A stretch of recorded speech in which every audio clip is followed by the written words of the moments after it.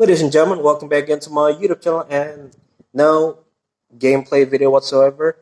But yeah, it's been a week now and I did enjoy the Gran Turismo 7 Spec 2 update. Even though I just make a one video, I just too busy playing that game. Now, Gran Turismo Spec 2, it's not just claiming to be a big update. It's a big update, but also it's a really good one. Like, very good. Like, you got a lot of things other than just new cars, but also you get new track, new thing, new features, whatever. But yeah, the conclusion is the Gran Turismo 7 Spec 2 update is a really good update.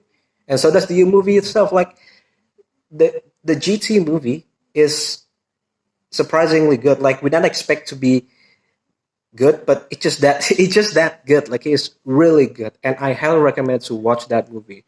Now, what kind of platform are you on? But yeah, highly recommend it.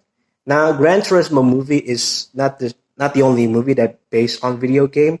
A couple weeks ago, Blumhouse just dropping a new movie, and we all know Blumhouse is like a production house that known for making a horror movie. So when it comes to a movie adaptation, it has to be a horror games. Now, obviously, I'm talking about the Five Nights at Freddy movies, and what am I thought about this movie? Like, the movie itself, like, it's just so questionable. Like, I don't think long-time FNAF fan or even just like casual people will get satisfied with the plot itself. Like, it's just so questionable. Like, there's so much thing to ask to the plot itself. But yeah, let's just let's just skip that one. Okay, like, I know the plot itself is just questionable, but let's just continue to the review now. Because I never talk about movie in my channel, so please join me for the first time to listen my explanation. So before we continue to talk about the movie, there's some slight modification to the character. Like, yeah, there's some certain thing that might be changed, like never exists on the game. Like, take an example of our character, like main character Mike Schmidt. So if you think Mike Schmidt is like some random names, no, you don't. Okay, you're wrong. Because if you're playing a Five Nights at Freddy 1, because this movie is based on Five Nights at Freddy 1, and you manage to complete that game and get a happy ending, you will receive a paycheck on the cutscene, obviously, and it says Mike Schmidt on it. So yeah, Mike Schmidt is actually like the our night guard in Five Nights at Freddy 1. And the thing that they got modified on the movie is he has a little sister, Abby, as you might know in the trailer.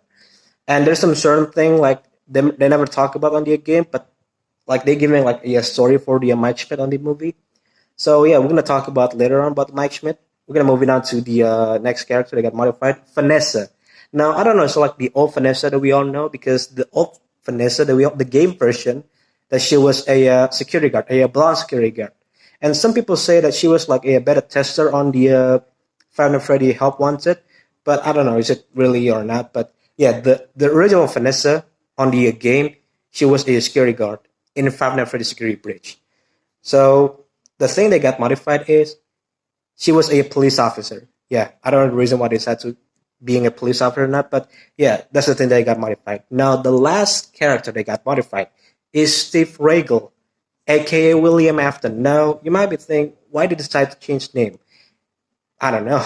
Don't ask me why. I'm not the guy who on the Five Nights at Freddy movie, like behind the Five Nights at Freddy movies.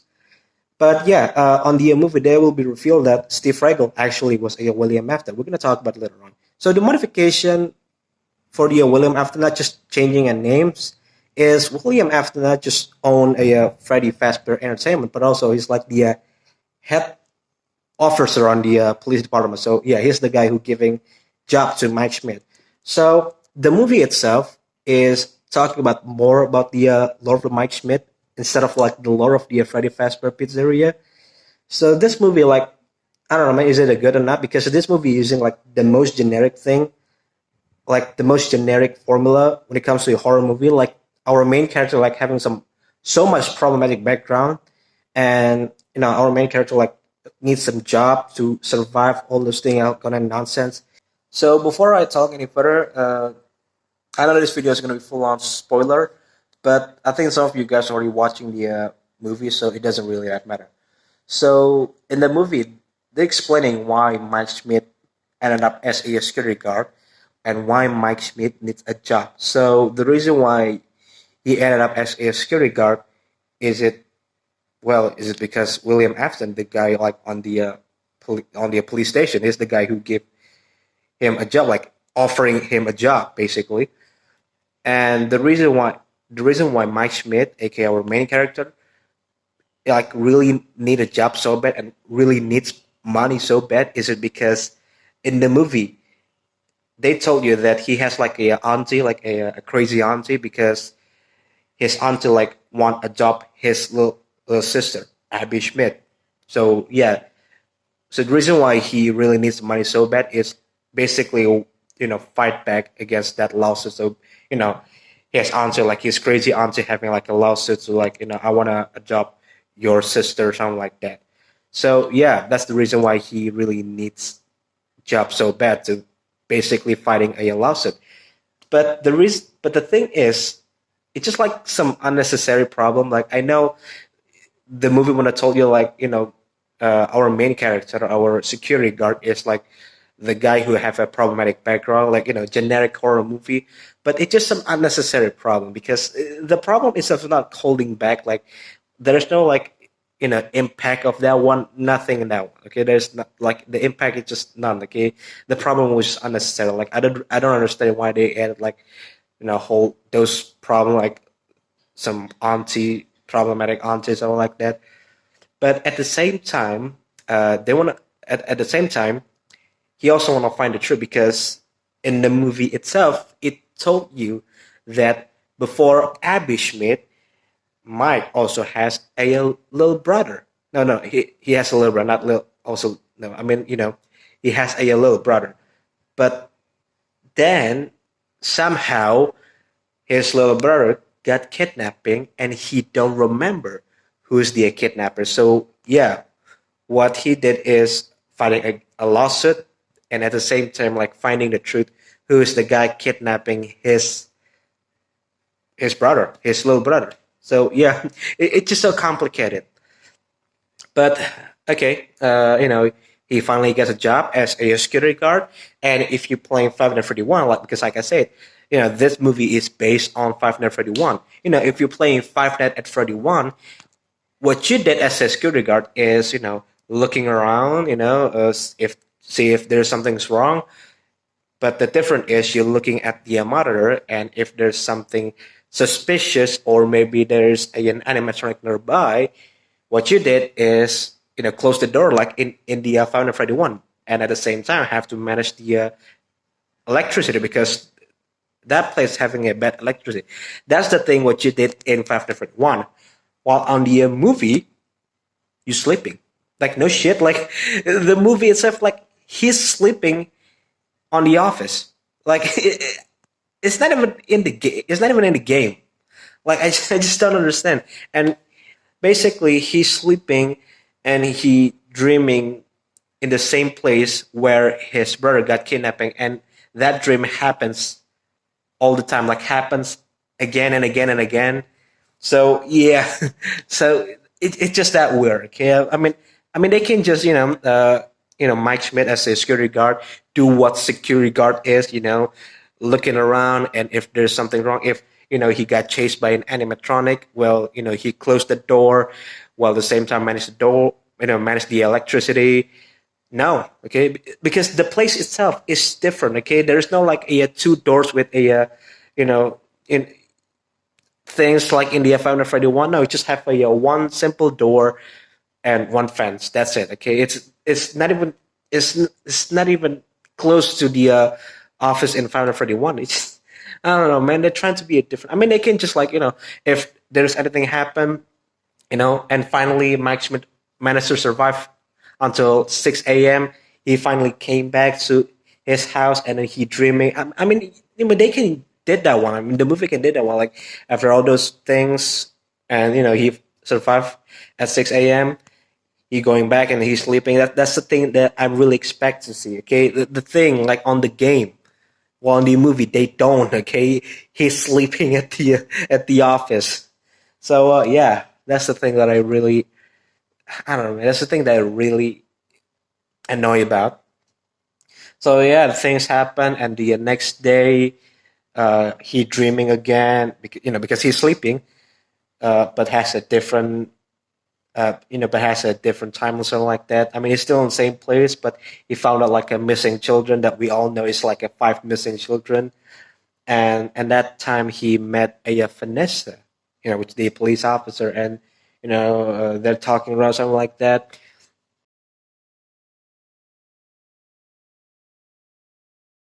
Right. So where are we? Oh yeah, the time when Mike met a Vanessa after he woke up from his dream, like a weird dream, and then they stopped talking about the lore about this place. Like this place was haunted. This place was closed back in the 80s because five missing children incidents and etc. etc. Now after that, 6 in the morning, you know, job's done. Went home and get a rest. And I think I forgot the reason why the next night Mike decided to bring Abby to his workplace, which is, if you're playing a Final Freddy game, like any Final Freddy, if you went by to, when nearby to the animatronic, you get jump scared, things go bad. Yeah, you got basically a children that doesn't know anything. So yeah, basically what they did is I go work, you go sleep. On the trailer, like when Mike goes work and Abby goes sleeping. But you know what happened? Mike goes sleeping, Abby also goes sleeping, so they both sleeping on the office. Which again, I didn't find on the game. Okay, so yeah, when he's sleeping, I mean when they sleeping, Abby like hearing some, "Hey, come out!" Like you got some ghost children basically baiting Abby to some places, and I thought it was gonna be like, oh, Abby's in danger. Well, it turns out that animatronic was friendly. So, well, I mean, it's kind of makes sense because those animatronic was in because they are ghost kid. Okay, the the spirit inside that animatronic, all those animatronic were like a ghost kid. Okay, they are children, so it does kind of make sense. But there's some people like doesn't really like some people, especially FNAF fans, are like really getting mad from the scene when the animatronic wasn't even like a killer or something like that. They don't killing people, something like that. I mean, on the first movie that I remember, it's showing like the security guard before Mike Schmidt it was getting killed for some reason. I don't know why. But yeah, all those expectation for the animatronic being deadly, being killer if you nearby to that, everything like just throw away from the window. Okay, they are a friendly animatronic, which at the same time I kind of like it. Like you got a friendly animatronic, and then the next night Vanessa comes in, and and because they all know, like Mike Schmidt knows, Abby Schmidt knows, Vanessa knows that they are like a ghost children inside that animatronic, and they're not dangerous. Like they're just like a friendly things. What happened? Well, they're making a bigger tent. Jesus Christ, man! Like, no kidding. Like they're making like a big tent, and they're filled with like a Mike, Vanessa, Abby, and all those four animatronic: Freddy, Bonnie, Chicken, Foxy. It's just like such a goofy scenes, but at the same time, I do like it because you got that when you saw like something that's supposed to be killer or something like that, but turns out it to be like a friendly animatronic. I mean, it's just kind of it's just gonna touch my heart. But I didn't understand why people are getting mad by the scene. Like, ooh, is he goofy scenes? It's not even on the game. I mean, it is not even on the game, but it's a. I mean, it's a really wholesome and at the same time it's a goofy scene. So yeah. Now after the funny goofy haha scenes, Mike Schmidt found that that spirit inside that animatronic were five missing children, and that's the exact same children from his dream. The dream when his brother got kidnapping. So what he to do is asking those spirit who is the guy behind the slaughter, and because that spirit was inside the animatronic, and he realized that the animatronic wouldn't be so friendly to him. So what he did, like he asked to Abby, like, "Hey Abby, could you ask those animatronic, who is the guy who kidnapping my little brother?" But at the same time, Vanessa said, "No, you can't do that one. So dangerous. And you, why you saying that's so dangerous?" But Vanessa then told the actual truth, and there's something wrong with you, Vanessa, something like that. And at the same time, the animatronic, those spirit getting angry, they want, Abby as their, as the part of their friends, more like part of them, like they want to Abby became an animatronic. Things go bad, and after that, Vanessa reveals the actual truth that Steve Regal, the guy on police, on police station is actually William Afton, and that's the guy who kidnapped your brother. And at the same time, he also my dad. So yeah, you got those twisted like plot twists in the one scene. So yeah, after those plot twist nonsense, Mike decided to okay, I'm gonna save my sister, and I'm just gonna end right here. So yeah, he went to the Freddy Fazbear restaurant without Vanessa because she said, "Oh, I'm gonna be useless in that." So blah blah blah blah. Yeah, he went to the Freddy Fazbear where the animatronic wasn't even friendly anymore to any human. So when animatronics see a human, they get chased, they get jump scared. You dead. Okay, so while avoiding animatronic, but at the same time, saving his sister, out of nowhere, William Afton just came out with his spring bonnie suit. Like, there is no explanation. Like, there's no screen time when William Afton or Steve Fragel did something very suspicious, so he just witness us. So he is the guy behind the slaughter. He is the guy who he is the murderer. So basically like that. But despite all of those, like the reveals of the William Afton with his spring bodysuit, it's just pretty cool. It's just like the boss itself, like some animatronic boss inside like a human body, something like that. But yeah, it's a cool reveal of that one, even though it just doesn't make any sense. But yeah, it's still cool. And remember when Vanessa said, "I'm gonna be useless, so I can't go there." She go there, okay? I don't know. Did she order an Uber or like stealing someone's car and managed to get into the restaurant? But yeah, that time William Afton and Vanessa Afton, I would say, face to face, hey, face to face, like, hey, get in my way, sort of like that. And she got stabbed, basically passed out, not passed away, and yeah, all those nonsense, something like that. So basically, the movie told you that the animatronic doesn't know that the killer was was William Afton, was those Spring Bonnie guy. So what they decided to do is Abby telling those animatronic, you know those spirit that, hey, basically this yellow bunny, this golden bunny was actually the killer. He's the guy who kill kill you guys. So yeah, and then the animatronic realized, so they start attacking the William Afton. Well, no, the animatronic doesn't attack William Afton. More likely, the cupcake attacking the William Afton, and then yeah, spring lock failures happen. So I did love when they like trying to make their own version of the spring lock failure scenes. I just kind of like it, but at the same time, it just kind of meh because it's not like he's like suffering, is like screaming in pain, like when you got stabbed multiple times. When you're screaming in pain like that. No, it doesn't show it. It's like ooh, I always came back, and then what William after did is putting his mask back, and yeah, he still got stabbed. Springlock happened, and the end, like happy ending after that one. So yeah, so damn questionable.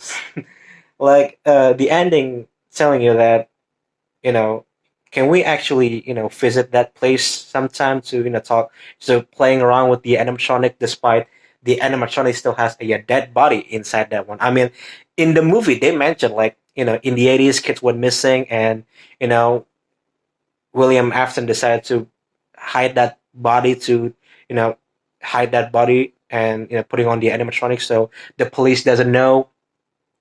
Yeah, I guess that dead body is still inside that one. Yeah. So yeah, that's my explanation. Sorry, that's my explanation about the Five Nights at Freddy. What a mess, I would say.